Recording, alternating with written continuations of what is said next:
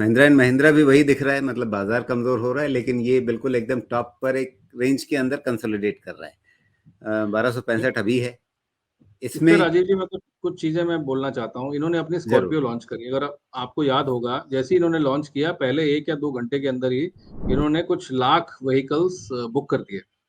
जो इनकी नई व्हीकल्स आई हैं, एक्सयूवी 700 आई है, एक्सयूवी 300 आई है, स्कॉर्पियो एन आई है, थार आई है, और अभी उन्होंने बोलेरो का भी एक नया वर्जन लॉन्च किया है, जो कि भारतीय लोगों को बहुत अच्छा लग रहा है। अगर आपको याद हो, मतलब प्राइमरीली महिंद्रा को एज अ टैक्सी या एज अ पिकअप वैन ही लोग देखा करते थे जब बोलेरो और इस तरह की गाड़ियां होती थी।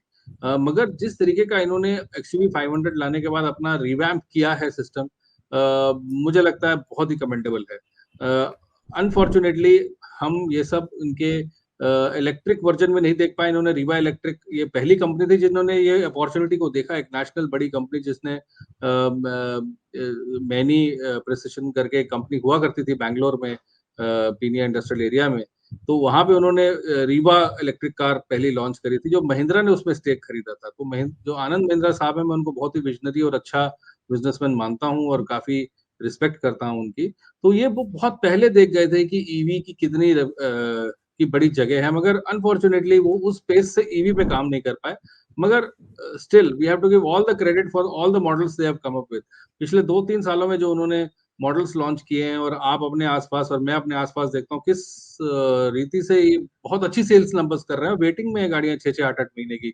जहां महिंद्रा की गाड़ियां लेने कोई नहीं जाता था, वहां पर 6-8 महीने की वेटिंग चल रही है। तो आप समझिए कि कितनी डिमांड है। और जो जो चलाने वाले हैं, जो जो एंड यूजर है, उनको बहुत पसंद आ रहा है। तो मुझे लगता है महिंद्रा अपार्ट फ्रॉम डिफेंस, उनका ऑटो सेक्टर में भी बहुत ही अच्छा हाथ है और प्रेजेंस है।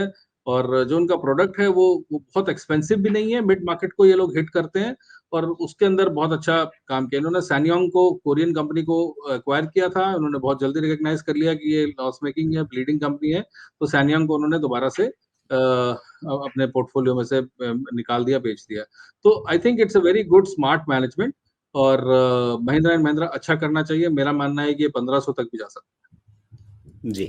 1500 का इसमें लक्ष्य बन सकता है, लेकिन कब तक? क्या 2023 के अंदर या उससे भी पहले, मतलब अगले कुछ महीनों में?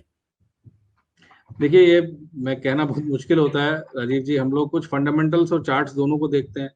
हो सकता है कि 2023 में, हो सकता है 2024 तक भी निकल जाए।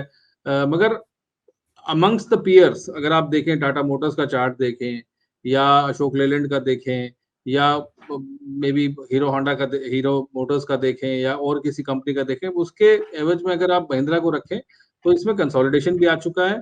और नो जी। डाउट ऑन द रोड, मैं इस बात को बहुत वेट देता हूं कि ऑन द रोड क्या हो रहा है, एक्चुअल सिचुएशन क्या है। क्या ये सिर्फ वैल्यूएशन गेम है या एक्चुअल वैल्यू है।